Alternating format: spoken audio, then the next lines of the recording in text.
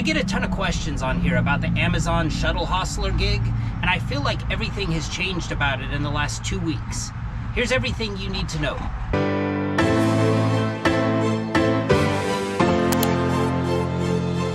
Let's start with when you get paid for these shifts. From when I started with Amazon back in April of 2022 until current day, I have always, any work I complete before Saturday at midnight comes to me in the form of an invoice emailed to me on Tuesday, and the money is in my account on Wednesday. Sometime in the last 2, maybe 3 weeks, specifically with Hostler shifts, you're still, for like loads and blocks and all that stuff, you're still invoiced on Tuesday, paid on Wednesday. Hostler shifts, they don't actually show up in an invoice. I haven't gotten an invoice for them yet, but they're not paid on Wednesday. Those are now paid on Thursday.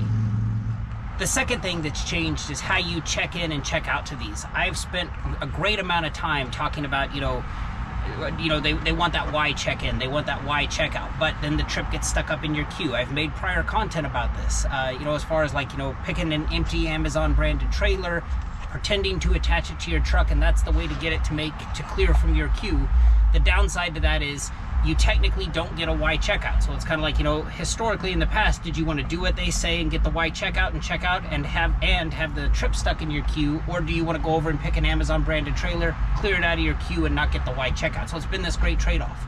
What they've changed in probably the last week, I set up a string of these shifts. They now send it to you as a trailer required shift. Now, obviously, you're not going to bring your own trailer you may not even have your own trailer to bring, but you're not going to bring your own trailer if you have one to a Shuttle Hostler shift. And immediately, one of these was sent to me through Chime. Immediately, I send the message back to the person as far as hey, this says trailer required. Is this going to be a problem? I mean, I was kind of paying attention to these little details. And they actually set it up that way as far as it makes checking in and checking out easier. I'll explain.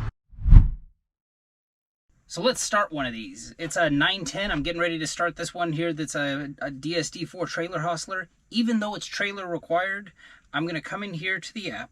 This is kind of the weird part. And I want to go ahead and, how do I feel about my schedule? I feel great about it. Let's go ahead and start work. I'm taking my tractor. Now, even though it's trailer required, are you bringing your own trailer on a trailer required load? I would normally check yes. Even though it's trailer required, I'm going to leave it on no. And I'm going to hit next. It's going to give me all the stuff to the do's and the don'ts. I'm going to acknowledge those. And it's going to start directing me to DSD4. All right, 9:50. I'm going to head inside and tell them my VRID number, and they're going to give me my Y checkout, and then I'm going to come out here and show you exactly how to check out on the app. All right, so I've done my part. I walked inside, saw the ship clerk, gave him the last 4 of my VRID, started talking to him about, is this where I get my Y checkout at? And he kind of looked at me confused, like he didn't know what a Y checkout was. It always makes me nervous when Amazon asks for something, and then I go to Amazon and say, hey, I need what you're asking for, and they're like, what are you talking about? So all I can say is I did my part. It's kind of the problem with having everything be so compartmentalized. Here's the screen that it stays at all night. Location not assigned. Now remember, they thought I came here with my trailer, which I did not. So this is kind of the advantage of, if you pick an Amazon branded empty trailer, what if that trailer just got assigned to a VRID that's due in Denver? That's always been like a fear in the back of my mind. Now that they think I brought my own trailer, it's a non-issue. So what I'm going to do here is click done. It is going to say, it's going to think for a moment here. Here's my exit code, little QR code. I'm going to go ahead and advance past this. Everything was great. Tap after checkout.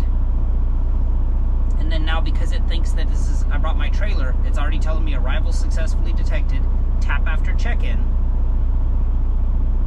Ready to inspect the fake trailer I brought. I'm going to go ahead and hit next. Yeah, the trailer I brought is fine. Submit inspection. Now I'm going to say that trailer is unloaded. And there's my exit code. I've got my Y checkout, and I was able to get this and to clear it out of my work queue. So having this trailer added, this trailer required feature, I thought it was a mistake at first. I actually think it's a real good thing.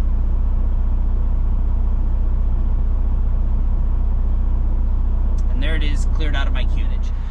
The last thing I want to talk about here is how much you get paid for these. There's been some changes going on with this. I mean, obviously, back when I first started doing these, they used to offer 100. Then they kind of went down to 90, 80. one of the biggest things that they kind of, I don't want to call it a setback, because I mean, obviously in this relationship, there's things that's good for us, there's things that's good for Amazon. I had known that like a while back that they had started giving hostler shifts to Amazon freight partners. And obviously for owner operators, that's like kind of bad news. And, you know, it's like, you know, obviously increases the supply of people who can do it, but it's good news for Amazon. So, I mean, there's that. That's kind of when you started seeing the rates on these dip down to 60. There's a guy I pay attention to on TikTok.